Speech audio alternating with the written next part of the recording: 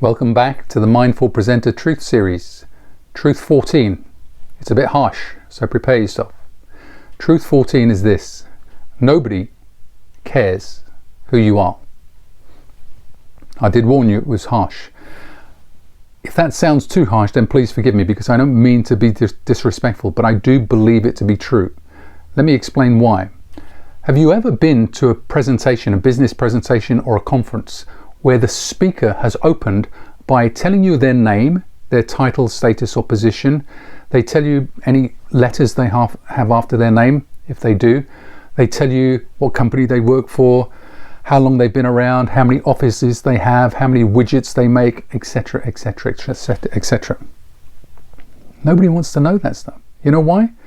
Because I personally and professionally have never found myself going to any presentation, whether it's a conference, whether it's in a meeting, whether it's a presentation online or offline, it doesn't matter. I've never gone to a presentation where I didn't have knowledge and some clarity of who was going to be speaking to me, who was going to be presenting, what their credentials were to a large extent, and crucially, what on earth they were going to be talking to me about.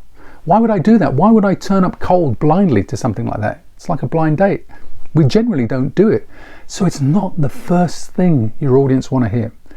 Here's what they want to hear. Imagine this. Imagine you arrive at work tomorrow morning and all of your colleagues have arrived more or less the same time. You're all just about to, take your coats and jackets off to get seated, get stuck into work. But before you do, your boss says, "Whoa, stop. Before you take your coats off, keep them on. Here's why. We're going out for the day." And it's never happened before. So your first thought would probably be, where are we going? That's probably closely followed by, well, why are we going there? And then once you get past those two, you might say, well, okay, how are we going to get there? That's what your audience want to know. They don't want to know all the boring details that you should have told them well in advance of taking up their valuable time anyway. Before you present to anybody, you need to have some kind of dialogue with them, either through a written word, the email, or whether it's an invitation on LinkedIn or Eventbrite or whatever it is, or you speak to them and say, this is what it's going to be all about. So that's a prerequisite. That should happen. Ditch that opening and give them something more impactful and meaningful. How long do you have to get somebody's attention? I've read so many pieces of research, 3 seconds, 9 seconds, 12 seconds, 30 seconds.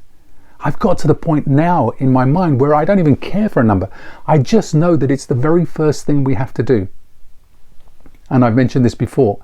It's more than attention. We have to get our audience's attention, interest, and curiosity and keep it, remember?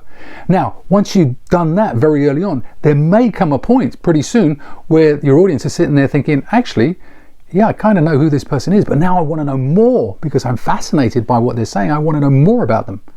Then you can indulge and spend a bit more time telling them that.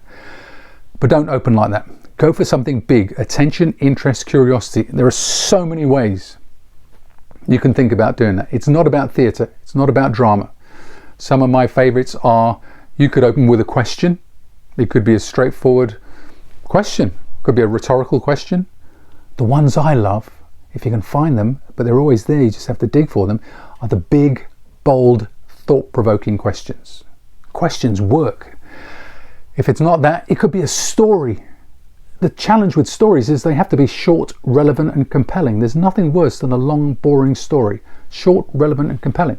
Or it could be a big, bold fact or statement or number, something the kind of did you know, but without actually saying did you know. So your audience are like, wow, where's this going? This is interesting. And you've got them thinking right off the bat. If it's not that, it could be a quote. It doesn't have to be an Einstein or a Gandhi quote or a Drucker quote. It could be something one of your kids said, or your partner said, or a customer said, or a conversation you had on an airplane. Anything, but it has to have relevance and meaning to the point you're trying to make. There are so many different ways.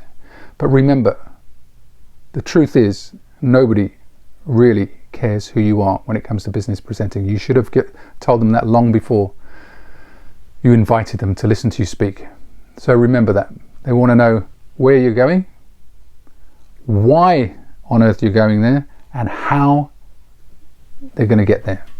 That's your job. Happy journeys. Thank you.